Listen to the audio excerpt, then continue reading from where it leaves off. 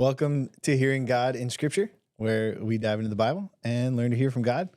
Don't forget to like and subscribe because it helps us out, and we don't want you to miss anything. And here we go.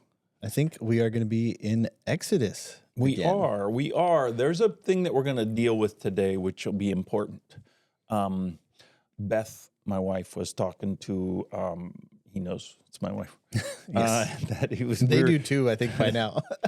We were talking about different passages, and she brought up Psalm 73, which she read, I think, today, maybe yesterday. I guess it would have been yesterday.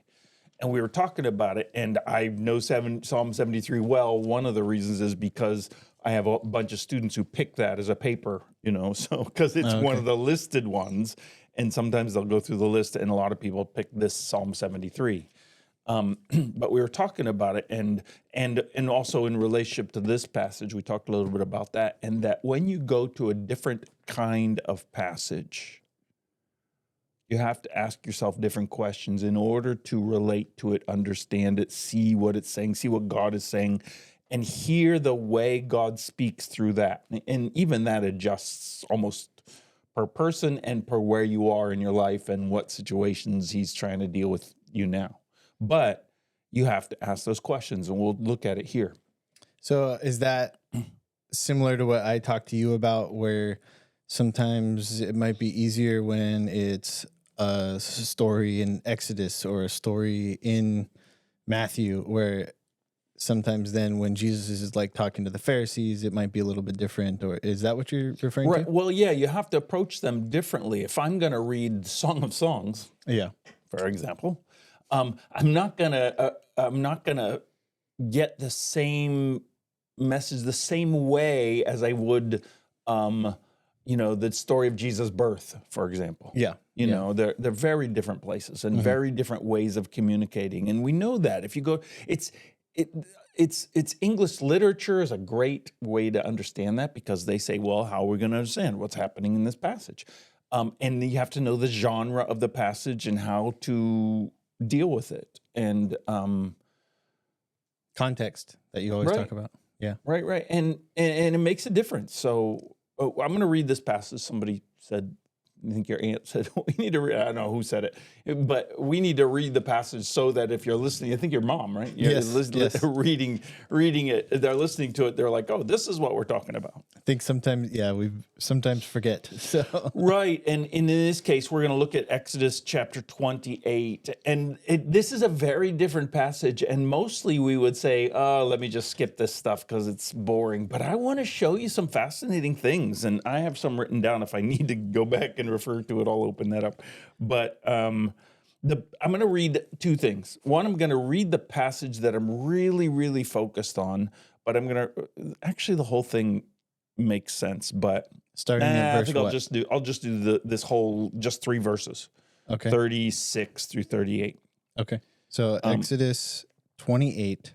36 through 38. Got it. You shall make a plate of pure gold and engrave on it like the engraving of a signet, holy to the Lord. And you shall fasten it on the turban by a cord of blue. It shall be on the front of the turban. It shall be on Aaron's forehead, and Aaron shall bear any guilt from the holy things that the people of Israel consecrate as their holy gifts. It shall regularly be on his forehead, that they may be accepted before the Lord. And you did give me homework, so I did read it. So it's actually quite nice to come in with a little bit of a heads up. But I'll be honest, I still have no idea. Yeah, I know. Sorry. I know it's a challenging one, and that's okay. But I want, and one of the things is, what do you do with passages like that? How do you make sense of it? How do you hear God in something like this? Well, look at the part that stands out. Like, you can even see that part, right? What stands out to me is he will bear the guilt. So it's saying Aaron will bear the guilt. Right. Which that was, the one question that kind of popped out to me. Right. So you see that and you're like, okay, wait, that means something, which means I need to go back and say, well, what does that mean? What does it look like that he's bearing the guilt? And you've hit on this part where you say, and then you start researching around it because you know that's important. Okay. Makes sense. Right. So you're saying, wait, he bears the guilt. That means something. What does it mean? Now, don't just jump and start making conclusions. I think we talked about spiritualizing. Yes. Right, Yes. right. Because I talked to some of my students, and they're like, I've been reading some of their responses, and they're like, yeah, spiritualizing is, that was such a great lesson because I tend to find myself spiritualizing, just making, jumping anywhere. Yeah. With a passage, and it's not fair, it's not good, it doesn't tell you what the passage is saying, and it keeps you from really hearing God. And it's a good, I know it's something that I try to remind myself as I read now. It's Right. like, don't over spiritualize. What's Right. the text saying? Right. Like, don't jump. Stay in the text. Right. And then we have to make some decisions. And remember, always challenge your assumptions because mine aren't always right either. Mm-hmm. So, but here we have, and this whole section is, remember Exodus. Exodus is, Genesis comes along and Abraham and Isaac and Jacob, and then Jacob's family, and they're in Egypt eventually.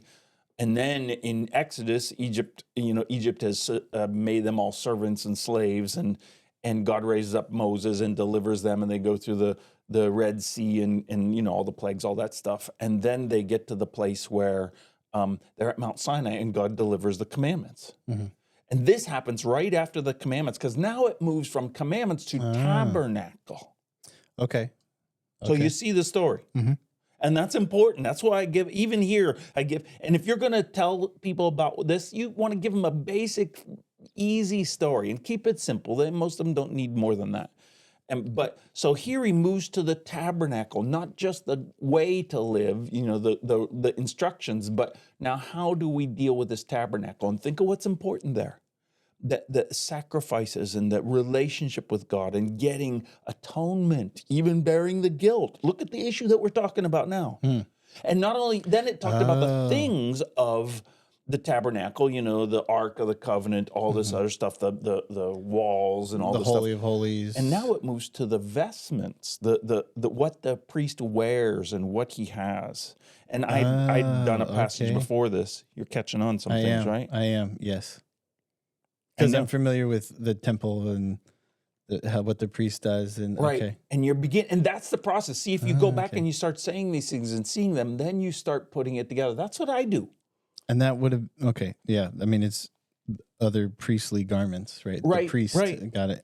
In the beginning, it talked about, that you bring these priests up, and then you shall make an ephod for them, which is this covering. And then it talks about the what's the other one called? It's not an ephod. It's they talked about the other garments. And in fact, it's even going to talk about the robe on there, and there's another piece, the chest plate, the chest piece of judgment, which is fascinating too. That's the first thing that attracted me about this passage. And then it got to this one, and it says, you shall make a plate, the ephod, and then there's a robe around the ephod. And then there's the plate of gold. And the plate of gold is eventually, as it says, going to be on the turban on the head. Mm-hmm. So now like you somewhere got a around picture. the forehead? Right, maybe? right there. Yeah, okay. In fact, it says on Aaron's it says forehead. on Aaron's forehead, yeah. And we'll talk about that in just a minute. But how do I introduce this? Which I almost feel like maybe the forehead is symbolic as well. Oh, absolutely. It's like everything is symbolic, right? Absolutely. Okay. Well, symbolic, literary, something like that. Yeah. And let's put it in another term. Let's say that you are going to go see Les Mis. Okay. Les Miserables, the great musical, my favorite book in the world, One by of the way. your least favorite. Right. And you went to the musical, and on the stage, they just had people walking around. Regular clothes, no sets, no nothing. You'd be like, what is going on here? Yeah. But instead, when the barricades go up from the 1700s, they put barricades there to bring you to that time, to show you what it looks like. And that's like the tabernacle now, that God is bringing you into a set where he's saying, I'm going to show you. I'm bringing you to a place. Now he also says, we're going to dress Jean Valjean in this characters. I think my mic is moving lower. I think it might be lowering. Let me move it up and really tighten it down. But now you have the bishop or Jean Valjean or any one of these other people dressed in an outfit to show you what they're like. Mm-hmm. Well, look at what's happened with Aaron, because Aaron's just the first priest. And then his sons are with him, as you see it here, Yeah. And so he's the first priest, but he's not the real priest. I mean, he's the real priest here, but he's not the real priest, because we know the real priest is Jesus. It's Jesus. Oh, okay. So, and they don't know yet, and we don't know yet, and we can't go too far with that because we're sticking with the text. We're not just jumping to the New Testament, although we can go and say, remember what Hebrews says about him going before as our high priest. Well, and kind of what we alluded to and talked about our verses last episode is Moses, Jesus saying Moses wrote about me, right? So right. You do Absolutely. have, and that's where we talked a little bit, again, slightly off camera and off microphone. It's like, oh, okay. But maybe we could touch on that a little bit about jumping around, right? Right. When is it appropriate to maybe bring in, is that right? We know there's two places to go to another passage, because you really want to stick with your passage. Let God talk here. Mm-hmm. But what you do in the midst, you might say, well, remember over there, like I just did in Hebrews, it talks about Jesus being our high priest. And, you'll see it through the New Testament in that picture there, including some of the other Old Testament passages. But I don't go and spend a lot of time over there and say, let's look at this and let's make this proof. I just use it to say, here's what we're looking at. You see why we're using it. So it's not to run off with it, but more so like, oh, this is when it was referenced, or this is the moment in the New Testament here was talked about in the Old Testament here. But we're going to come here and stay here. But staying there. Yes, okay. yes. And at the end, then you might want to say, now remember, when you apply it, you say what we're doing is what Paul talks about, or what Hebrews talks about here, that Jesus is our high priest, or whatever. You see how at the end, then you apply it a little more firmly, just landing that passage. Got it. Firmly in our laps. And so, in summary, it's using it slightly for context. Right. But not to change directory. Right, and you don't want to. Otherwise, you miss what the passage is. Then you start just jumping around with your own ideas. Really, it's hard to stick with what the passage is saying if you're jumping around. And that's where we talk about over-spiritualizing. You start jumping around and and you get to make it the way you want it to be, and that's exactly what we're trying not to do. Perfect. Great. Thank you. Good discussion. So this one says, you shall make a plate of pure gold. And these are the passages you're like, okay, let me just read through this real quick and get past it. Because what do I know about this? And yet, if you put it in the terms of making a set that brings us into that time, that's what God is doing for them. Not just us, for them. That's a very good perspective. Because, I think that's also partly why I'm enjoying our discussions of Exodus. It's different than I've looked at before. Right. So if you say here, we walk into the temple, remember we talked about the cherubim? We talked about that, right? The cherubim. Why? Because God is saying, this is the picture. I'm making a set so that you know what you're experiencing when you come in there. You know what's really in the real set when it really happens. And when we come to Aaron's and vestments, Aaron's what he's wearing, it's representing what the real priest actually is like. Interesting. Okay. So you see that. So representing Jesus? Right. Is what you're talking about? Absolutely. Okay. So he's got an ephod, which is this thing on the front which carries the names of the tribes. He's got a breastplate of righteousness which has stones on it, and I have to get it right. But which again has the names of the tribes, so that he carries the names of the people of God in front of God. He's representing them. Yeah, that was what I picked up as we were discussing the passage. At the beginning, it clicked. It's like, oh, the priest walks in. He's representing. He's as if he's doing, as if every one of them individually came in. Yes. But he's doing it. And now we see this turban with this, and the blue cord is probably just to blend it into the blue turban and the blue robes. Okay. But the piece in front that goes there says, "Holy is the Lord," engraved.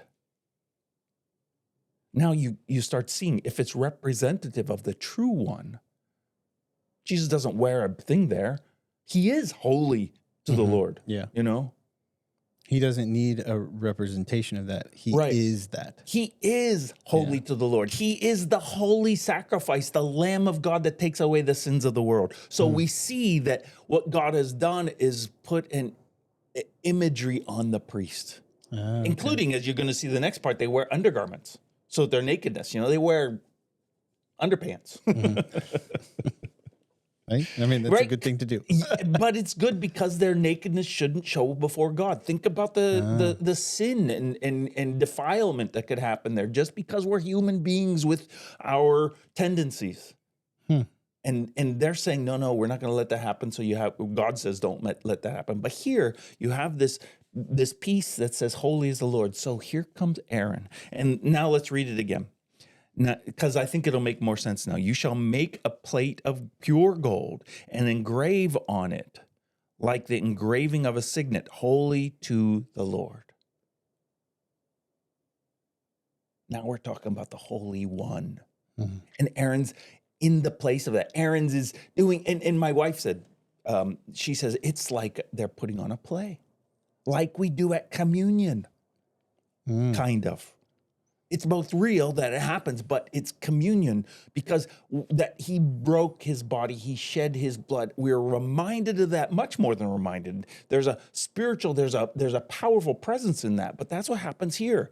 They do this activity so that they are reminded that holy is the Lord. And the priest, the real priest who comes, if they can grasp this, the real priest who comes in is holy to the Lord. And he comes before the Lord in holiness.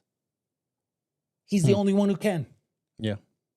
And then it says, boy, there's other things we could look back and just build on this, but I think it we're says, at 37. right. "And you shall fasten it on the turban by a cord of blue, and it shall be in the front of the turban. It shall be on Aaron's forehead, and Aaron shall bear," and this is why I have this open. Because I wanted to read. I was looking, and it said in here, this is plate. There's where it's at. Yeah. It says, this is what Douglas Stewart says. In other words, he says, without the forehead piece on the turban, Aaron's representative role on behalf of the people in seeking forgiveness from sins through offerings might have been nullified or at least endangered. Because he isn't the Holy One. Right. So you And have Aaron's to be not the Holy One. representative of the Holy One. Right, so right, that right. you can... I mean, they do sacrifice for themselves. Why? Because they're coming in place of the people and being made holy, but they're not the true Holy One. Yeah. And there's another part in here. Oh, I wish I had that open too. But he says that really the translation of this should be something like, it shall be on Aaron's forehead so that Aaron shall bear any guilt from the holy things or the holy gifts or sacrifices that people bring. Yeah. Because they're not holy and these things aren't holy, but he is holy, therefore sanctifying them. That's what Jesus does. So when we see it, we see that what has happened is that Jesus, the Holy One, the true high priest, has gone. That's what they're representing, has gone before God in place of the people, for the people, representative. And he has carried their guilt offerings or their sin, their holy offerings. They're made holy. They're things that they bring. And he brings them before God. And the forgiveness happens, which wouldn't happen without a holy God. Now you talked about, look at how we're talking about Jesus being God. Well, we could work our way around there. It's not specific, but you could see it. And that this is only looking forward And the reason God makes all these specific things about this is what you wear, this is how you wear it, this is what goes on this place, is because he's saying, because there's one that this is pointing to. Well, and I think even making them like make a plate of pure gold and engrave on it holy, like gold is so valuable, Right. right? So I see that as like, Jesus is the top, the Right. most valuable, right? Like holy, what does it say? Holy to the Lord, right? And, And he's it's so different. Yeah. And now we start to see it because you say, oh, he's the one who brings it in. Now let's turn a little bit because it says it'll be on Aaron's forehead. Now I'm going to bring you two other passages. So the forehead, I see it as like the forefront of me, right? Well, that's the thing that it's coming before God, holy to the Lord. So in one sense, it's that it's holy to the Lord, and it's clear that when Jesus comes, he is holy to the Lord, and he's coming, and it's right in front. Let's look at it another way. Okay. It says in Deuteronomy 6, you know Deuteronomy 6? So how did you, yes, I believe so. It's one of the words is written on your arm. Yeah. Shema Yisrael, yeah. Hear, O Israel, the Lord our God, the Lord is one. You shall love the Lord your God with all your heart, with all your soul, and with all your might. You'll find out where I'm going in a second. And these words that I command you today are to be upon your heart.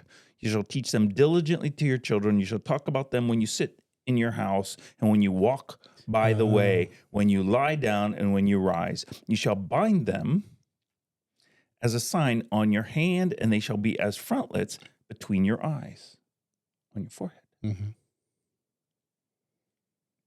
You shall write them on the doorposts of your houses and on your gates. In Revelation. So how are you, is it because you know the Bible and because you're familiar with these verses that you Right. are? I did research too, because I'm like, I want to make sure I understand. So I went and looked, although I have this in mind right away because I know it and I've wrestled with that. Just wondering, for those listening, how they and myself, how we would know to reference these things just by researching them. Well, I was curious because I looked at some commentaries, and I said I just want to check what I'm saying. And also, I noticed this earlier, and it's a good time to bring it up, but it is something that we as the readers should stand out to us because it says it twice. It'll be on Aaron's forehead in verse 38. And then it says it will be on Aaron's forehead continually. Right. So it says it twice, which, if I know that's something we've talked about. Right. When it says something twice, sometimes that's something to take a look at. So, okay. I'm going to miss the next one because I'm a little bit lost on that. In Revelation, it talks about the number 666, and where is it? On our hand, on our forehead. Precisely because of Deuteronomy. But what it's saying is, when he says put it on your hand and between your eyes, he says because that's what you do, and that's how you think. Oh, okay. God's word should dictate what we do with our hand and the way we think with our head. I was thinking more of on the hand, I can see it. On the forehead, others see it. So right, but and it isn't mean that it isn't also representing the priest who's coming in, but it also talks to people, and this is what one of the commentators said, and I think he's right. And again, challenge it, way to go. Who cares? So the hand is what we do, and the forehead is how we think. Right. Okay. So here we have this holy to the Lord, and the question, and what this guy talked about, I thought it was fascinating. He said, Douglas Stewart was the commentator, and he said that, but we come by faith, putting our faith in the holiness of God, in the holiness of the one who comes before God. Mm-hmm. Because that's where, the faith, the obedient faith, by the way, and these sacrifices that they bring to this person who's going before God, they're trusting that the priest is going holy in a holy way to God, to the front of God, to properly offer these sacrifices. Yeah, because Isn't there? I don't want to jump around, so I don't know, but Try it. We'll they, bring it back if we have to. I mean, there's they tie the bells and the rope. Yeah, it's right in that passage. It Did is. you read Okay. it? I did not. No. Because it's just before this. Oh, it is. Okay. And they say, so that... Now you're But- messing with me because now I'm sorry. talking. I know. I'm But- like, I was talking to Beth about this as well. The point I bring it up is they are going in and they're trusting that they can do this, so that when they can't, well, they want to know, right? Because they need somebody to do it for them. The very verse before that is the bells. Oh, that's funny. It says, The sound and of it shall be on Aaron when he ministers, and its sound shall be heard when he goes into the holy place before the Lord, and when he comes out, so that he does not die. That, there's so much in there. He's Sorry. going, and it isn't so that God doesn't know, God knows he's coming, although that's the idea. Of course, God knows he's coming, but he needs to know that God knows he's coming. He needs to know that he needs to warn God. They did the same thing with the censer. They go in with the censer. I read about this recently. I thought that's fascinating because so that it's smoky, so it's not super clear, so that he's hidden. Okay. Isn't that fascinating? But here, then we get to this place where he comes in holy to the Lord and the true one who comes in. Now we have the pictures. And what our job is to do is to, one, know that Jesus came in holy, the true holy one, which is what Aaron is representing. And that's the picture. It's a set of a play, right? I think that is such a good way to look at this. Right. Yeah. And God sets it up as a set to the play for those Israelites and for us. They needed the set too. So they could say, this is where the true sacrifice happens, and you need to see it. So that you are encouraged by faith, so that you get the message of the play. When you go to see Les Mis, if they didn't have the set from, the barricades, you'd be like, what's going on here? But you're brought in and you see the message of sacrifice, the message of Jean Valjean's, courage and grace and how he's changed by God, all that stuff. And you get that message and it hits home. Well, that's what the priest is doing. He's given you the message. Holy is the Lord. And the Holy One on the cross went and brought our sacrifices and paid our sacrifices so that he bears our guilt. And our job is to have it on our foreheads, to think, to put our faith in the Holy One. And that faith demands that we obey as well. It's not just some faith where I can go do my own thing. I then walk obediently before God and say, I put my faith in you. You who broke your body, you who shed your blood for me. I trust you. And he goes in before the throne because I will, otherwise, if he doesn't bear my guilt, I bear my guilt. Yeah. We don't want that. Right. Yeah. And somebody has to die. So he did die in my place as the true Holy One. I know it's been a confusing passage a little bit, but beautiful, beautiful imagery. Yeah. The set of the play is fascinating. Yeah, that's I'm stuck on that. It's a great way to look at it. You Right. look at these passages differently when it's describing things. Right, and that's what I'm saying. You have to say, okay, how do I look at it? And once you come up with it, you're like, that's what God is doing. He's setting a play in that sense. He is representing here with the tabernacle on earth and the temp and the vestments and all this other stuff, what really happens in heaven with Jesus. What happened on the cross. What happened in the spiritual place. You see the spiritual place because the spiritual place happened on the cross, happened at the tomb, happened, when Jesus did whatever he did. That's the real stuff. And the priest is just representing what really happened. That's why they do these yearly sacrifices. That's the what do you call it? The Day of Atonement, the Yom Kippur. Oh, okay. The Day of Atonement when they do the sacrifice of the lamb, but that's just a symbol of the real one. Yeah. It's an act. It's a play. If you could understand that, When we put our faith in that, we're really putting our faith in the real true Lamb of God, the real true priest who carries our burdens, who is holy to the Lord, all that stuff. That's the real thing. And this is a play to bring us to that message and to put our faith in Jesus Christ, the true Lamb of God. So good. It's fascinating. Mm-hmm. That's why I was going to do it for communion today, but we didn't do communion. Some people were sick, so we didn't have it. I'm like, oh. But it's a beautiful passage. Well, I think it's for me, it's a good reminder of traditions and posturing yourself for reasons, right? Remembering, Right. right? Yeah. Why should you do communion, for example? This is why I'm so for communion happen every week. I wish it would happen every week everywhere, because you go back and you remember he died for me. He broke his body and he shed his blood in my place for my sins. He is the Holy One who represents me, who carries my sin, who takes my guilt away.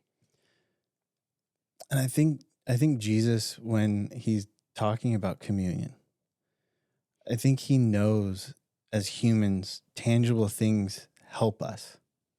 Because it's one thing just to remember, but it's also another thing to do something in remembrance. Right. I think that's where the power of communion comes in, Right, at least for me. Because you're renewing your covenant, your obedient covenant, where you say, I'm committed to you, Jesus. That's what communion does. That's what this passage does, where he carries. And, what they would say is that the people would come around and they would watch the priest go in. Therefore, the bells might also help all the people know where he is and what he's doing. Yeah. I hear him still, and he's going before, and they put their faith in the fact that the priest is doing the right activities. And what it should point us to is that the real priest did the right activities, because he's the one that we put our true faith in, and that's Jesus. And he did those activities on the cross. Mind-blowing. That was fun. It's interesting, isn't it? Oh, yeah. So good. Love these. Well, on that note, may you be blessed, and we'll catch you on the next one.